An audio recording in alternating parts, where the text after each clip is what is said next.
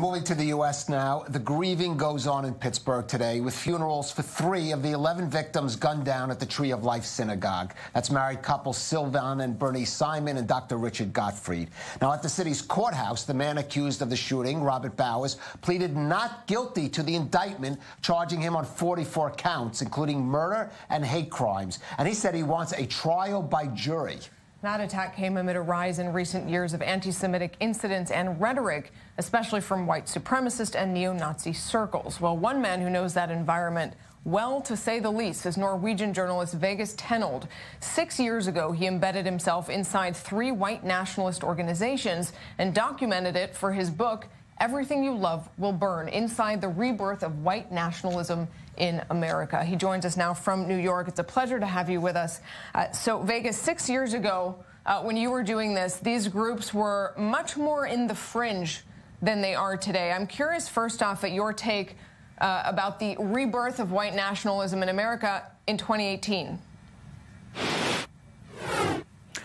Well, I think what we've seen in the last year or so, 2 years since the election of Donald Trump, that the far right, while unable to sort of build a movement in itself, has been extremely successful in introducing their ideas and their rhetoric into the mainstream. And with that rhetoric and with those ideas, a huge part of that is anti-Semitism. And I think that's why we're seeing a marked rise in that these days. But, of course, you saw this rise in these groups basically over a period of several years. What are the other factors that have been driving this really for a couple of decades now? Well, I mean, in terms of white supremacy and anti-Semitism, of course, this is something that's been ongoing for decades. It's not a new thing. And, you know, we say that a lot of these groups, we call them the alt-right, implying that there's something new, when, of course, nothing could be further from the truth. It's just the same thing. I think we're seeing an increase in America and in the West in general because it is a turbulent time, and with, you know, increased insecurity and people with financial worries, I think, you know, you're seeing an overall increase in racism, in xenophobia, and with that comes anti-Semitism. So I think we're just at a point these days when things are, well, hopefully at a peak, but certainly at an absolute high point. So there's obviously fierce debate right now over whether President Trump's rhetoric has a link to the events that we've seen recently, this horrific attack in Pittsburgh, the sort of rise, as you describe it, or the ability of these groups to get their ideas more into the mainstream. The White House has denied that completely. They say the president has no responsibility for that. What is your take? How much impact do you think that this White House is having on those groups you were embedded inside? I mean, his impact is huge, and he knows it. And, you know, for him to say anything else is, of course, absolute nonsense. Just today, he said that he wouldn't be surprised if perhaps George Soros was funding this quote-unquote caravan of immigrants currently traveling through Latin America. I think they're about 1,000 miles from the border, but that doesn't stop him from sowing fear about it.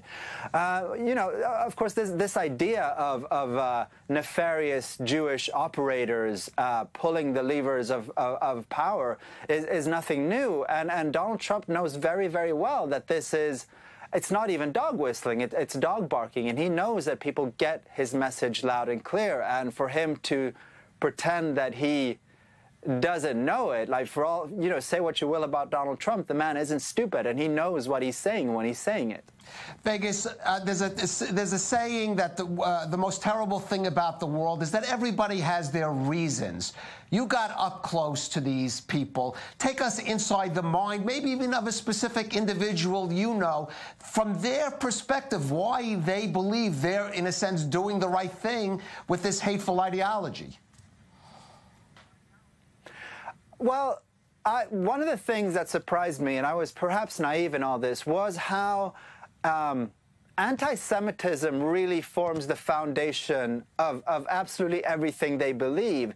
You know, even though this is all couched in where, you know, is it anti-immigrant? Are we afraid of Mexicans or Latin Americans? Or is it, are we talking about Muslim immigrants or Islamic extremism?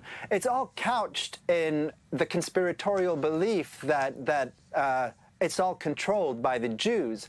Everything from, you know, I remember one of the sources in my book, Matthew Heimbach, was telling me one day about how the pro-abortion movement, the pro-choice movement in America was ran by Jewish operators because they wanted to decimate the white race. So I think to understand the far right, no matter what they're talking about in that minute, is how profoundly anti-Semitism and these wildly conspiratorial notions of Jewish influence, how profoundly that informs them. I want to ask you, you know, Vegas, especially from this description, you are very uniquely qualified to describe the problem and the mentality in these white supremacist groups. Maybe you're also uniquely qualified to find the problem. Is there anything, what do you think can be done, especially at this moment in America, to try and change some of that ideology? I don't know how you change the ideology, but you can certainly go out on Tuesday and vote. A lot of this stuff isn't coming from the grassroots. I mean, it's not just grassroots fringe movements suddenly introducing their ideas. This thing is being supported and encouraged from on high as well.